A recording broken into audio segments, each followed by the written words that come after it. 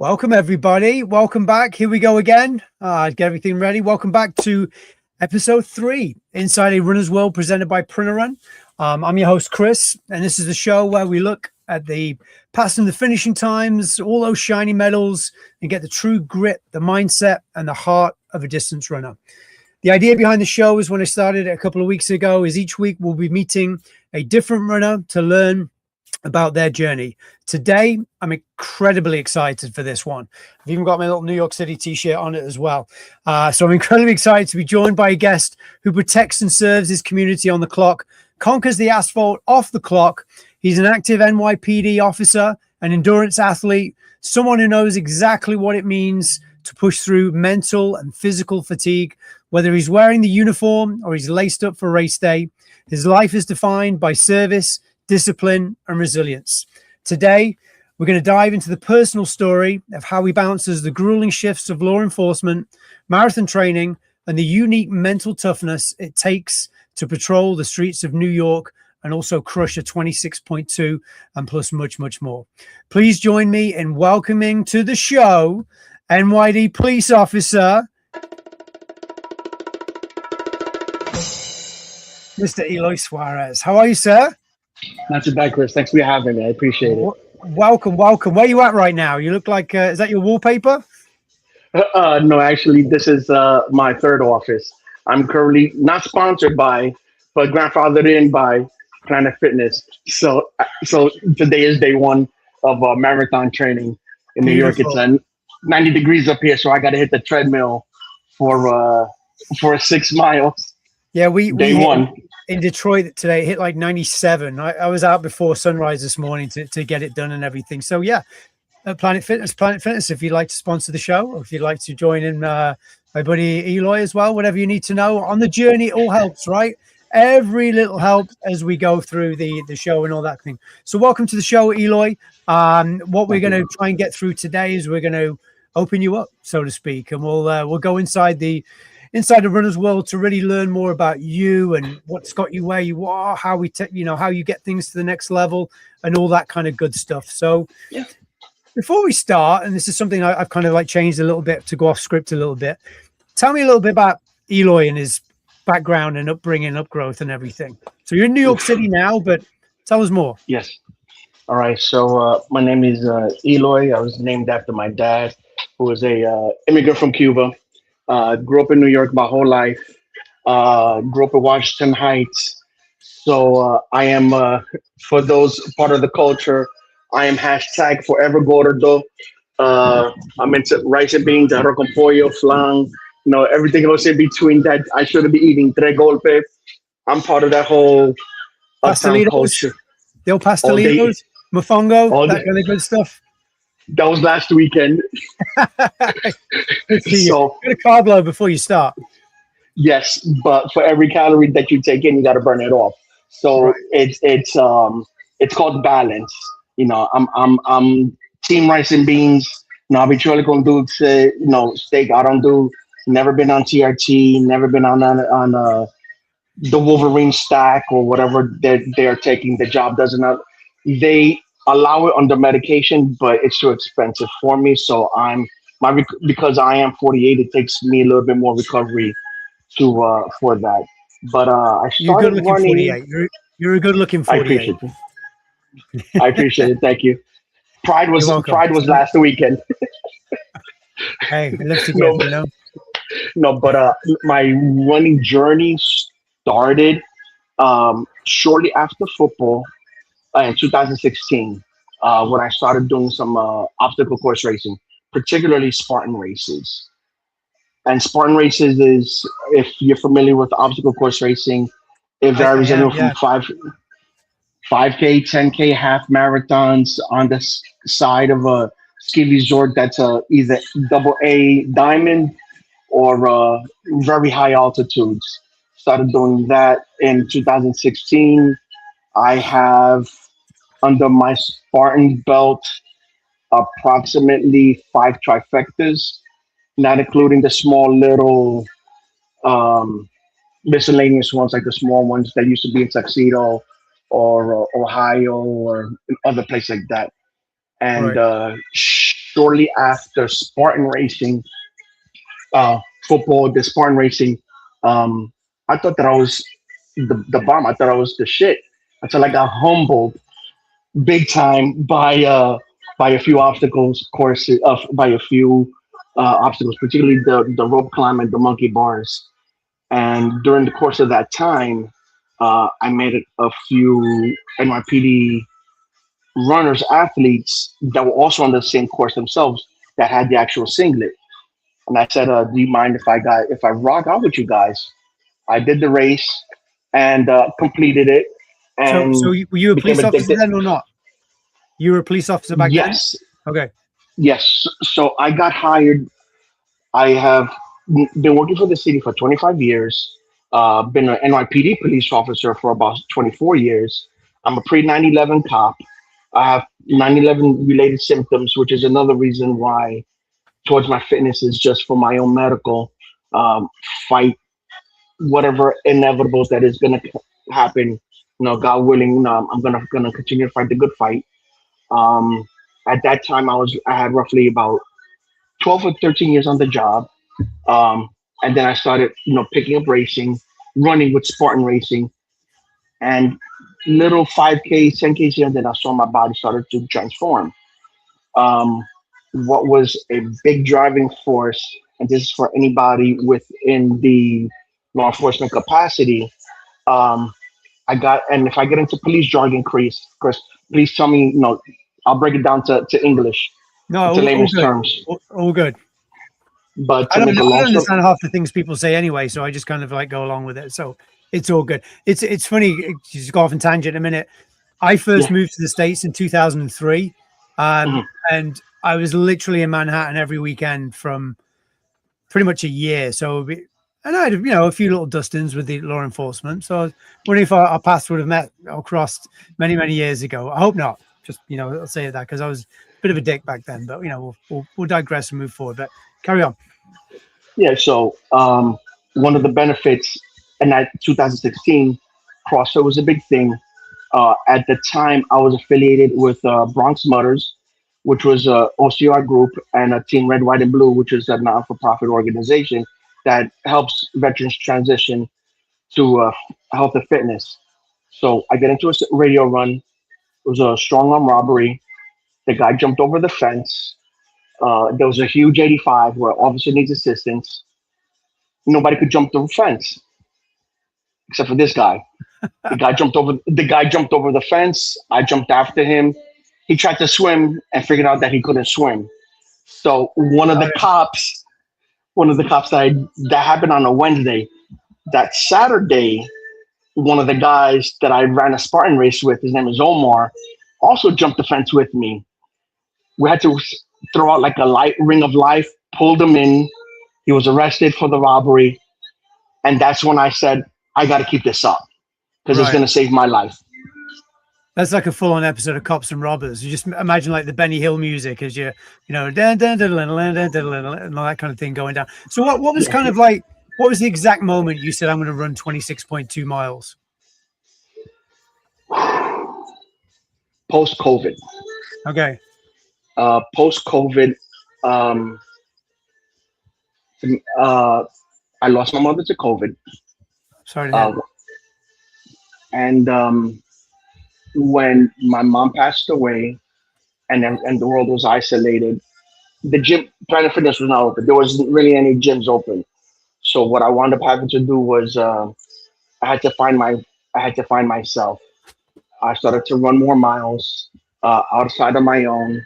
I was going through personal situations at work and at home, and my mom always used to say, go do something stupid. Go do something that will make you feel better about yourself. I need you to release those endorphins. Right. And at some point in time, another NYPD officer, Johnny, um, encouraged me after me. Johnny, Jeff, Danny, there's another run group from AM7 that one of the run clubs I'm also affiliated with. Started telling me, stop being a cheerleader. You belong to be on this side of the fence. Right. and I put in for the lottery. I got it for the first time. I never had any desire. I was very content with doing, 5K, 10K Spartans, but it was a driving force that I could not be sad anymore. And I ran my first marathon in 2024. Uh, the irony behind the blessing and the curse behind it was that I ran my first marathon in 5 hours and 6 minutes, according to Garmin. According to Hey, that's Garmin, official. That's official. If the watch says so, you're good to go. and shortly after, I received a phone call from my father at the 10K mark while running my first marathon. Um, I said, "I love you. I'll call you when I'm done." 4 months later, I lost my dad to a heart attack. Oh, So, and so I lost my mom to COVID. The world opened up. I started running my 26.2 miles. I found my why. I found my purpose, and then I lose my dad. So Jersey City just happened to be happened to have a their second annual marathon. So I said, let's go do something else stupid. This time it was for my dad. When my dad came from Cuba, he after leaving Miami, he lived in Jersey City. So my other set of wings came from 2.0 was dedicated to dad. So I stacked multiple marathons back to back with each other, and now we're getting ready for my third New York City marathon and my first time Philly marathon good, good, shortly after New York. good for you. I mean, I always talk about the why. The why is important for any runner, in my opinion, because that's to me what when you get the mental block, when you get the doubt, when you get something that stops you, it's a why. And I lost my dad in 2022 to cancer, and that was I did my first marathon in 2017, and I'd lost my nan about a decade before to Alzheimer's.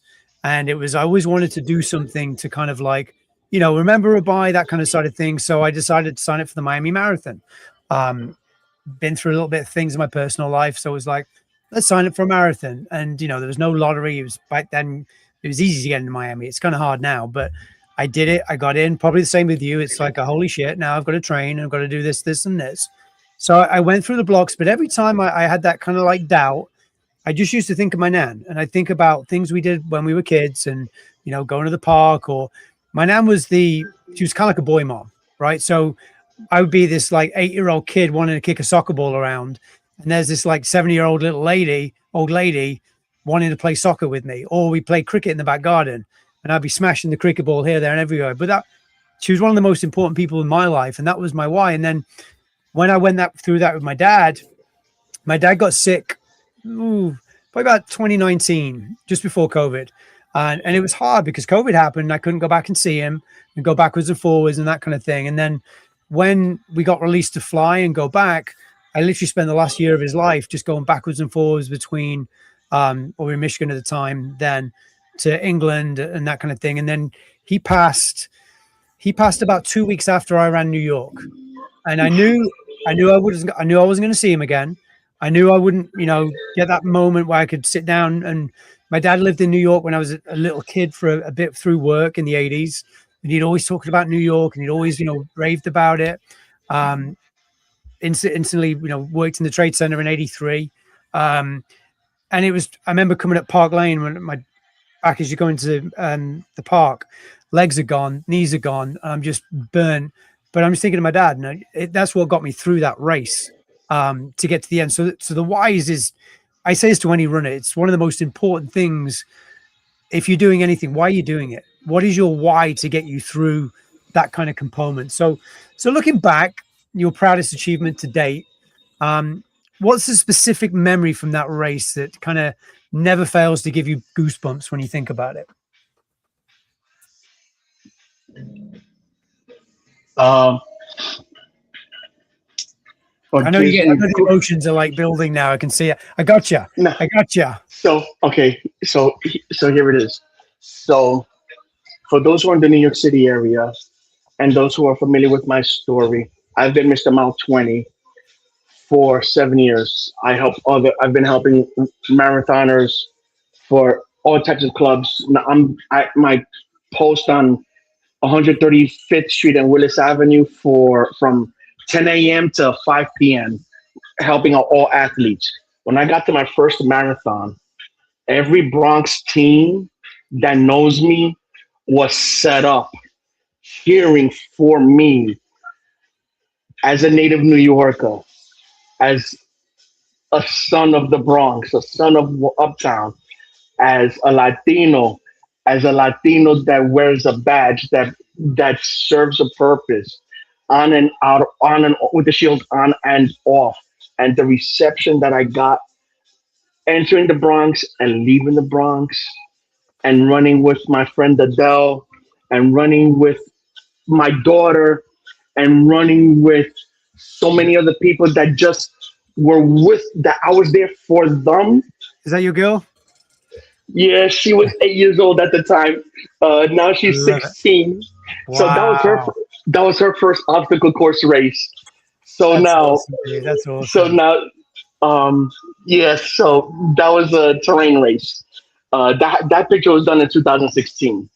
Um, both of my entire family do all runners. Like my Lily at 16-year-old is now being recruited by other teams. She's as you call I call her my Michael Vick because she's a lefty, but she's a oh my goodness, what's this quarterback from Kansas City Chiefs? I'm having a Mahomes? brain fart. She's a huge Patrick Patrick Mahomes. Mahomes guy. Right. She's a runner before she's a slinger, and she got some wheels on her. Both of them do 500-meter sprints. Both of them do the 4x400 relays. You know, they both. Their mama is a multi-marathoner. We're all runners, but running into the Bronx, through the Bronx, and then running through Harlem, and everybody uptown, no, Inwood Run Club with Eddie and CB, Dykeman with Beto and Elvin, Harlem with Jesse and the crew, Boogie Down Bronx team, Wepa, Bronx Soul, everybody that was up and down St. Anne's onto the concourse. It was a super dope experience vibe that, and the crowd was lit. I, I, I, I I'll say this for anyone who's not around New York. There's several roads in New York where they're literally, I'd say, what, 5, 6, 7 mile straights, and it yeah, literally is just run club after run club after run club after run club after run club. You know, when I get asked all the time, what's your favorite world major? And I'll probably say London because I'm English, and it's like a sightseeing tour, right? You just see all the things you learn at school and that kind of thing.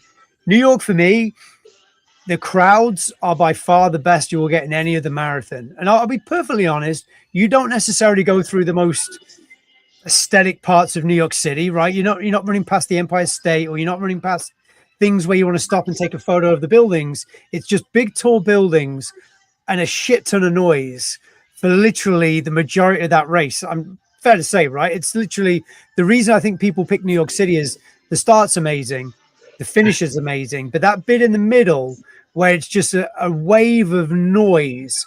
And it doesn't matter if you're in the front pack, because some races I've run in marathons, if you're towards the end of the pack, by the time you get to like mile 18, 19, they're kind of cleaning up. Everyone's kind of like gone away kind of thing.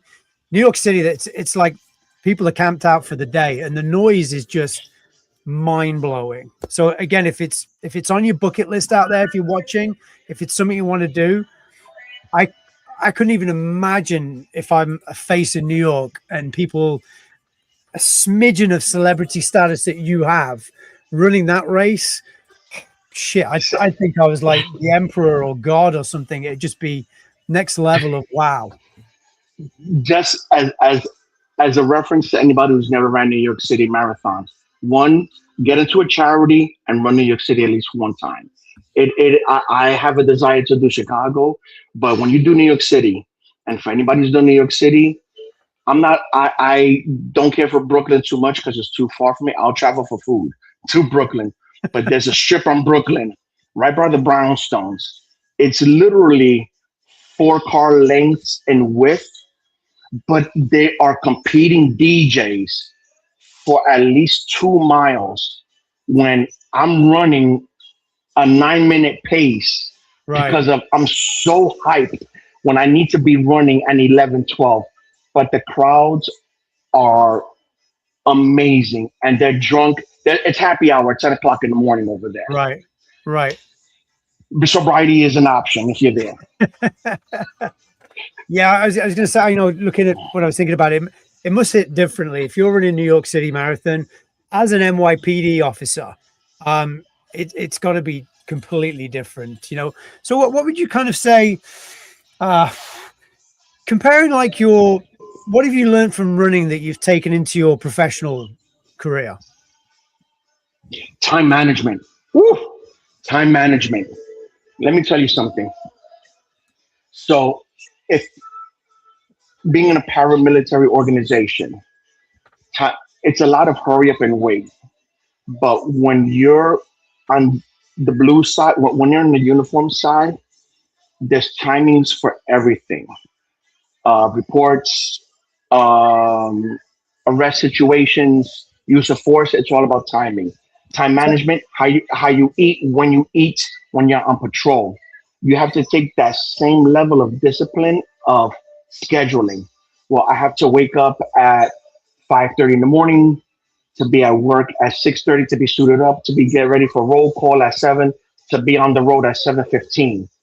When you take that same discipline of time management, weekends is I'm waking on a day off. I'm waking up at 5:30 in the morning to get my miles in the morning, Yeah. so I could be ready for the house after I get my needs done. Because you have to wear multiple hats. When you're a parent, when you're working in a 24-hour capacity, there've been days and times when I've had to work a foot post for like a 10-hour, 12-hour day, and then run the 10K Right. because it's part of my training program. And I have a conversation with one of my coaches, who's a good friend of yours, Mike Alcade, Mike the Puerto Rican. Shout out to Mike. Big shout out to Mike. I tell Mike, Mike tells me, Eloy, you got to get used to time on your feet. Mike, I'm on the foot post for 7 hours. How much more time do you want me to have? You have no idea what a cup is. Yeah. So, but it's also being in motion, and the calories and the eating and the strength training and the rehab and the recovery. The hardest part about marathoning and policing is the recovery aspect behind it, because we're wearing a 10-pound vest around our waist, and that prohibits the hinge in our waist, and it messes up our back because of the vest, because you're sitting in a police car for so many hours. Right. So the need of mobility when you get out of the uniform is tremendously important. So your preparation in and out of uniform and the preparation when you're lacing up your sneakers is just as vital. Yeah, and I'm sure that comes down to, you and I have talked about this in the past about diets and meal preps and all that kind of stuff. And, time is limited. It's almost you've got X amount of hours, but there's X amount of digits in the day, and you've got to make sure that every single minute of those digits is utilized. So I'm going to keep going now because we've got a lot to still get through and stuff. But I mean, we talked about what you've got, what you've ran in the past. What's still on the bucket list running wise? Running wise, okay, so I have the Tunnel to Tower runs that's coming up. That's always a meaningful, purposeful one for me. Running with the Thin Blue Line flag. I also have the Staten Island half marathon, the Bronx 10 miler, another Spartan race, New York City marathon, and the Philadelphia marathon. So you're ticking them off. I should bring Martha on. Martha's one of my good friends that I've known for many, many years. She's in Texas down there, so she loves the show and everything. So she's always out and about. So I'm just throwing her in there to count her. So if you could question I had to ask everybody, and we'll go into the quick fire questions in a minute.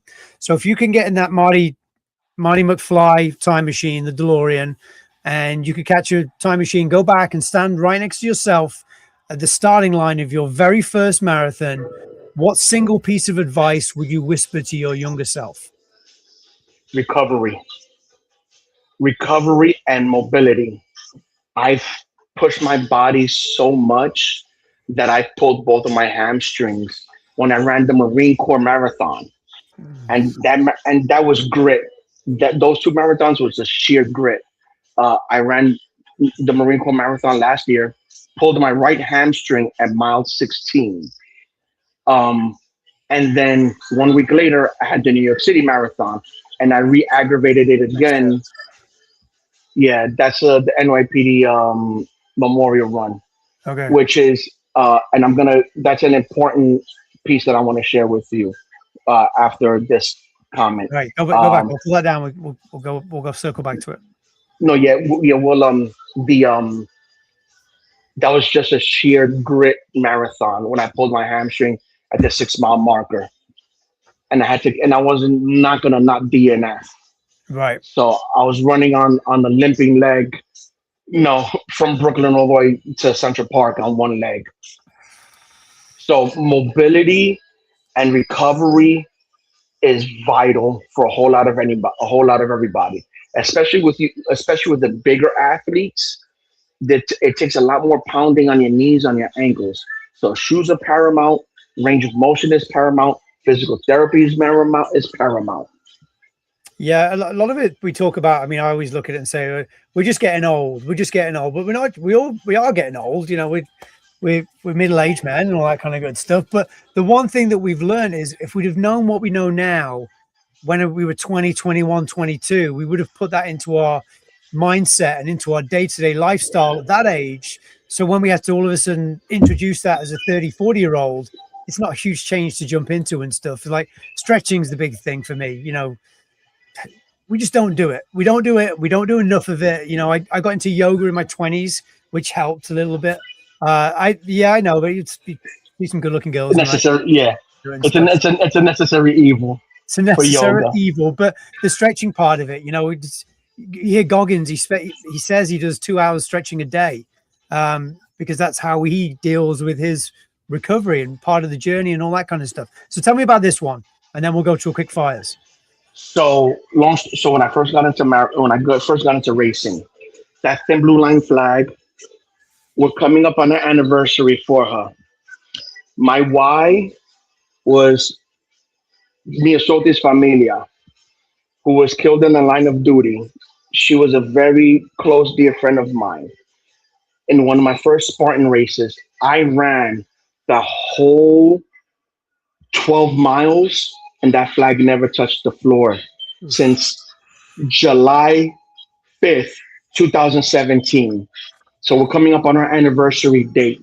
And ever since then, for every NYPD run, if you zoom into that picture, I have a picture of her on my chest. Oh. The one who stacked underneath it was my other wife, Detective Jason Rivera, who was a kid from Uptown when COVID shut down and mom was no longer in Washington Heights. I am Jason Rivera back then to now. I was a 20-year-old kid who was finding my purpose in running. That was a police officer. And both of them, both Minnesota and Jason, were killed for wearing a uniform. So that's why I run with that flag. So that when I run with people next to me that are black and brown, I am you too. I am from the Bronx. I am from Uptown, but I'm also a friend who is also an athlete that bleeds sofrito, just like you. No, I love it. I love it. I mean, it's truly inspiring, for things like that. And I remember when I ran Chicago a couple of years ago, and I ran with Achilles, and I guided a visually impaired girl, and we went out with I think they were one of the military veterans. I don't want to be ignorant and pretend. I think it was Army veterans. But anyway, they ran with a big ass American flag. And, we're at the starting line. I wanted to hold it, so take a picture, and I held it. And I'm like, I got tired of holding the thing for, 2 minutes or 30 seconds, not even 10 seconds.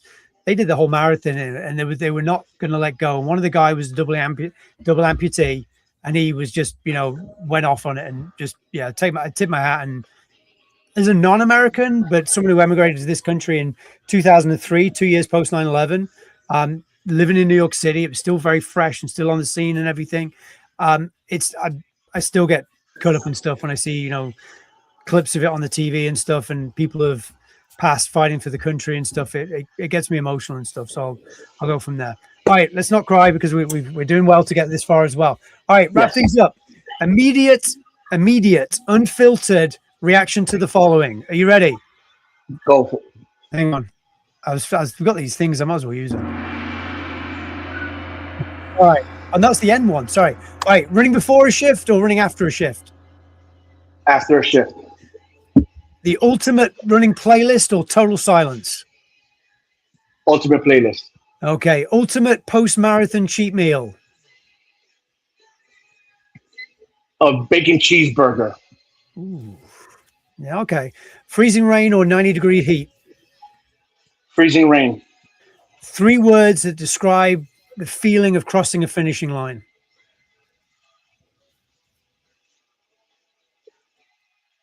I love you, Mom. Oh, stop it now.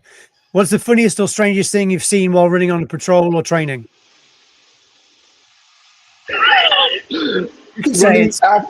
Running after a guy that was flying a PCP that was butt-ass naked. I bet he was having a good time, though. Having to tackle him when he was soaking wet, because of all the sweat. Not so much fun. Okay. But yeah, that was all right. Go to hype song when you need to dig deep. Ooh. Anything DMX. Okay. Oh, you get aggressive with it. Okay. Karaoke song. Don't Stop Believing. Can you sing? Hell no. What's your guilty pleasure song? I was going through my playlist of this the other day. I've got so many. My guilty pleasure song. It depends on my mood. Okay, I got one today. But I'm usually an R&B sappy kind of guy. Okay, the one that got me recently was Whitney Houston, One Moment in Time. That's just brings it up and emotionally. Finally, in a single word, what does running mean to you?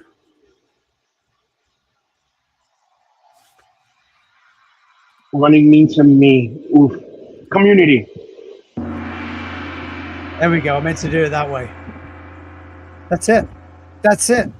A massive thank you to Officer Eloy Suarez for coming on Inside a Runner's World, sharing his story and bringing so much energy, discipline, and authenticity, I think, to the show. Thank you for your service to the city and showing us what it truly means to be the heart of a distance runner. Thank you, sir. Thank you for the time. Thank you. That's it, ladies and gentlemen. To everyone listening or watching at home, thank you for tuning in for episode 3. Don't forget to hit subscribe if you like what we do. Follow us on YouTube. That's where we post all these live videos. Check out printerrun.com. Celebrate your own running achievements and turn your race data and art. And we will see you next week for more short stories from the road. Keep moving, keep grinding, and we'll see you on the next mile. Thank you.